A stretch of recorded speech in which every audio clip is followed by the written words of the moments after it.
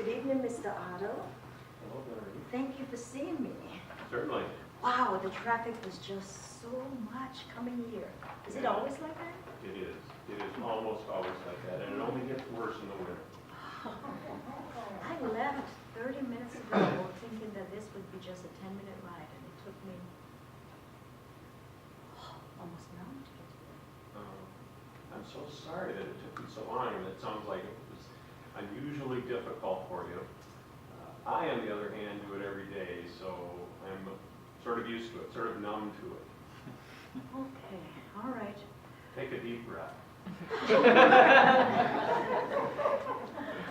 Well, once again, thank you for seeing me.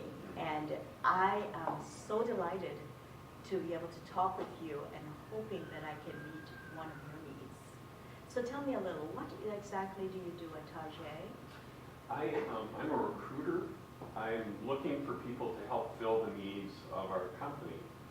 So I'm actively out there searching for the right people in the right position. Oh, okay. And have you been successful doing that? Unfortunately not. We've been putting ads on the internet, and also I've been visiting colleges in the area trying to find, again, people that are the right fit. But we can't seem to find people with the skill sets that are germane to our needs. And so we feel very stuck. Oh, wow. Stuck is not a good way to feel. No, not at all. So if I'm hearing you right, you really want to employ people in the community, Absolutely. and you are having some difficulty reaching those individuals. Yes. Guess what? I have the right and almost perfect idea for you and your board. Wonderful. Are you willing to hear some suggestions that I have? Absolutely. Thank you for meeting with me. Absolutely.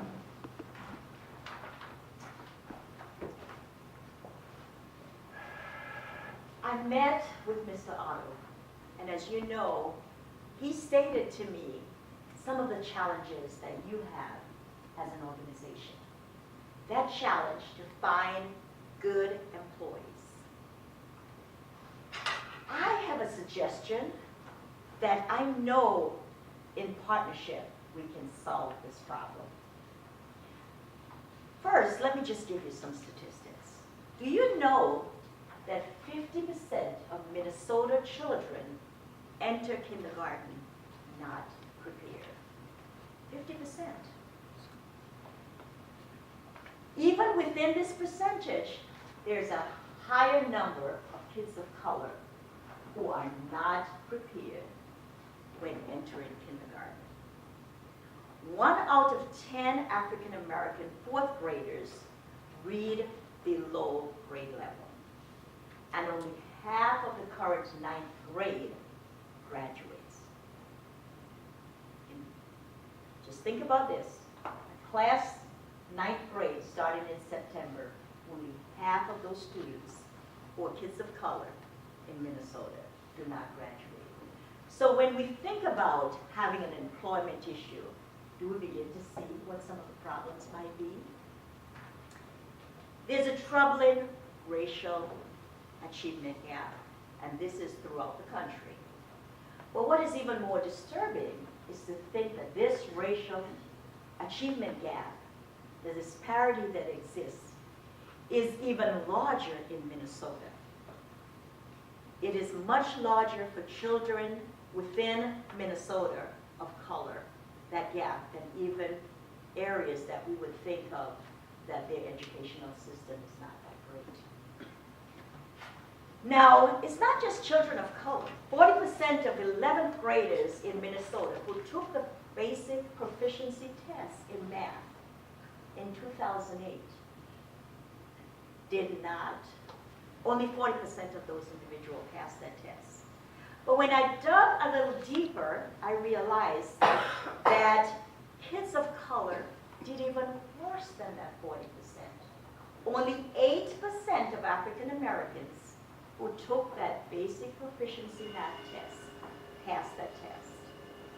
And 11% of American Indians, 14% of Latinos, and 31% of Asians, and 38% white students actually passed the test.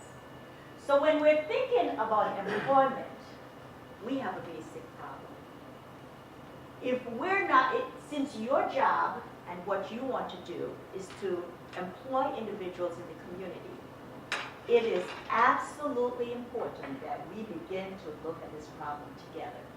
So I would like to encourage you and your board to begin to think about this partnership. Given the statistics, we need to be thinking of the future. We need to make sure not only that individuals are employed and you can hire them, but that we begin to think about the Social Security for when each of you become older. If we are not having people that's employed, then we can't really meet the basic goal. So what I want to do is to invite you in partnership with Health Inc. What we really have done is to separate and identify a 20-block area in Brooklyn Center. We're going to start with Brooklyn Center to make sure that we're identifying that every child in Brooklyn Center can achieve a goal of one, completing college from kindergarten all the way to college. But as you know, any funding, any program needs funding. And I know that Tarjay has a large funding base, and that you said that you are committed to making sure that you hire people within the community. So I'm here to help you achieve that goal.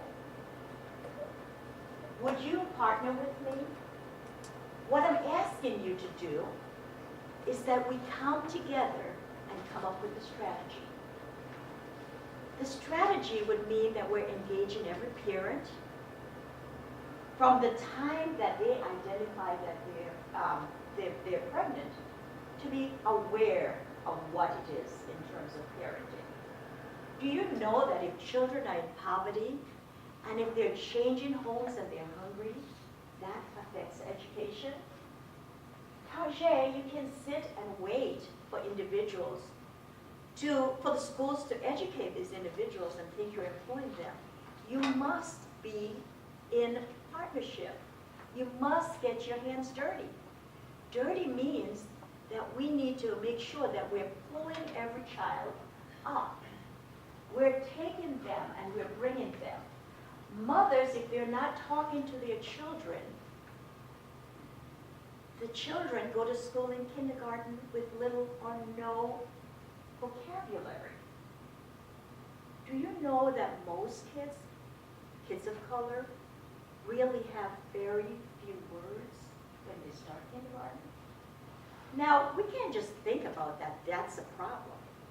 So what I need you to do is to get a committee together to make a commitment. We're talking about large sums of money, about $1 million.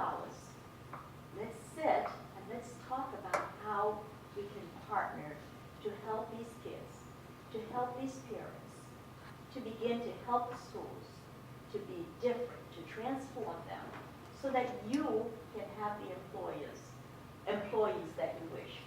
In a survey, 22% of individuals agree with you that high school graduates are not reaching the standards that they should be. So I think if you come along, that you're able to bring others along with you because you have more clout and you can speak to others and encourage them to be part of this deal. Your partnership will mean that you are willing to see us through this investment and that you're really ready to invest in children and families so that we can make a difference within Minnesota. Will you think about this? Can you commit to this? We are counting on you at Health Inc. Madam Toastmaster.